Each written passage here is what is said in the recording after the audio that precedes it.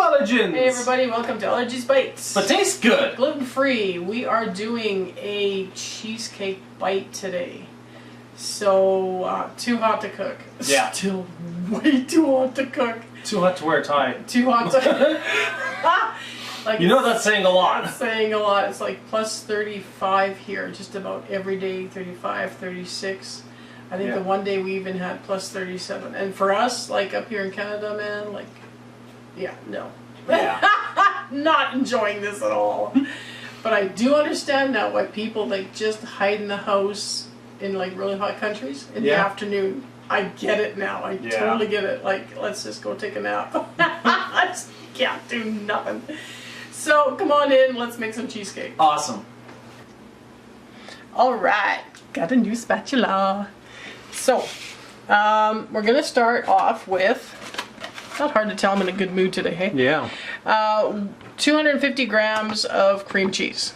Awesome. So, if you want to do dairy-free, you can use dairy-free instead. Works the same, actually. I usually make this dairy-free, but I'm out of dairy-free cheese, so we're doing it dairy. 4.5 tablespoons of nut butter. This is almond butter. I've used cashew. If you have a nut allergy, you can use... Peanuts? Well, okay. If you have a peanut and a nut allergy. Yeah, you can use peanut butter. Or you can use like tahini or something like that too. Okay. That would be fine. Sounds good. It all kind of works the same. Okay, we're using monk powdered sugar this time. We're going to be using 2 tablespoons. 1 teaspoon vanilla extract. Half a teaspoon almond extract. If you're using a different nut, you can leave this extract out. Maybe use a cashew extract. I don't know if there is such a thing. And 1/8 of a teaspoon of sea salt. You could use like a butter flavoring if you want. Ooh. Buttered cheesecake. Buttered, yeah, that would work. And then we're just going to beat it up. Have to scrape it down a few times and keep it going, and then you're ready to go. Okay, we're all mixed up. Sometimes you have to even remove your blade a little bit because the nut butter or whatever doesn't mix in depending on what kind of a food processor you have. But it's mixed, and we're going to go on to the next stage. Okay, so I have a parchment paper covered baking sheet, which is not going in the oven. And we've got a disposable bag. In a Shrek cup? In a Shrek cup. If you don't have a disposable bag, you can always just spoon it, but I find this to be so much faster, so much easier, and there's so much less hassle. Yeah.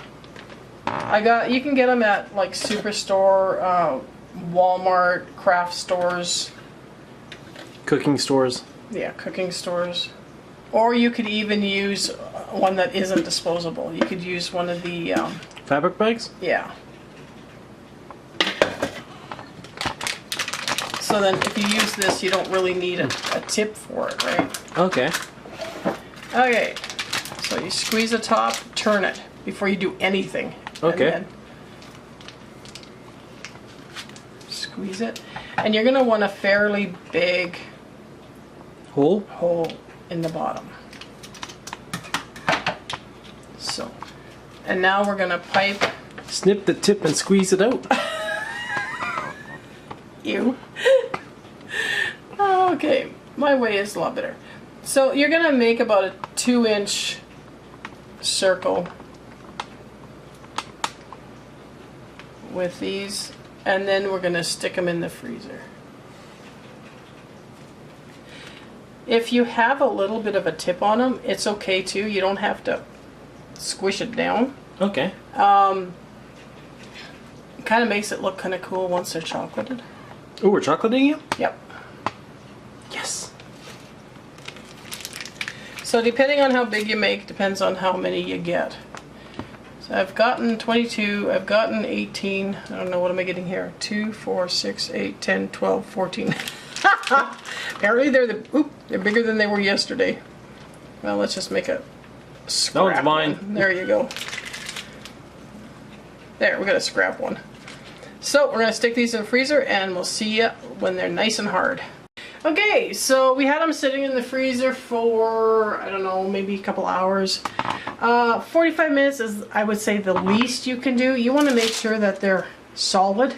Yeah. So first, just pull them all up. I think some of these are a bit high.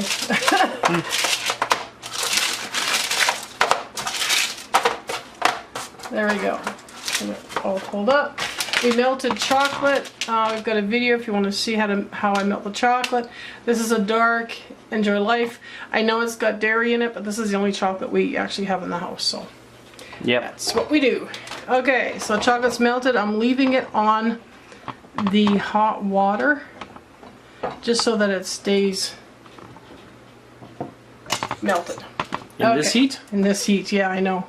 So you kind of have to work fast. If you don't have dipping forks, you can always just use a normal fork. Yep.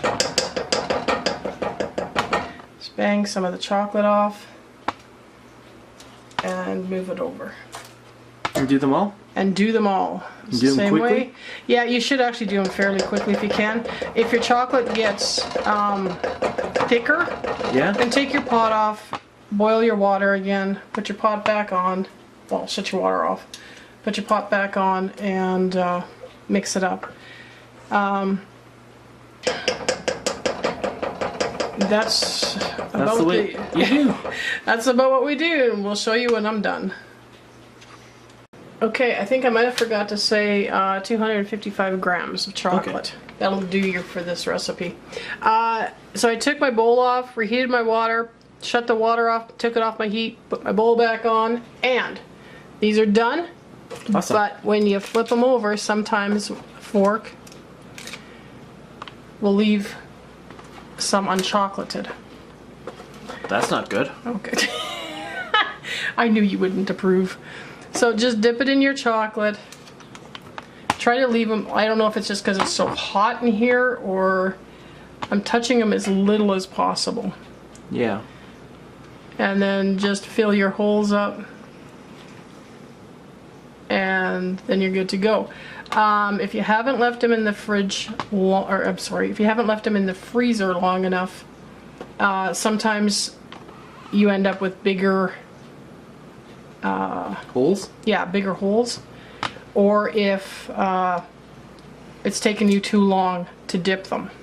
Okay. The fork will hang on a little bit longer than you actually want it to, and the chocolate will come with it. So just a little bit of patchwork. Yeah. If it's for family, no big deal. So once we fill up the cover the holes, do I fill my hole? How did I know you would want one? These are for Mom and Dad. That's just a suggestion, though. Oh, it is it? Oh yeah. Oh, okay. The last one. I knew there was one here somewhere. It was the very last one I did. It held onto the fork and it pulled off the chocolate. So this is kind of why you want to check them too. Okay. So that you can fill it up and you don't have... More chocolate for me? Well, you don't have somebody getting ripped off or complaining about how they never got enough, right? You never have enough. You never have enough, yeah. Okay, one last thing. What we're going to do is we are just going to pour the leftover chocolate on here. We're just going to make just some chocolate bark. Then you can use that to top your desserts with. Put them back in the freezer, get them frozen, and then actually I store them in the freezer. Yeah? So you serve them just before you're going to eat them, and they're nice and frozen. They are soft. They're not like super, super hard to bite. So that's about all we got for you this week, and hope you enjoyed the video. Hope it helps you, and we'll see you next week. Bye!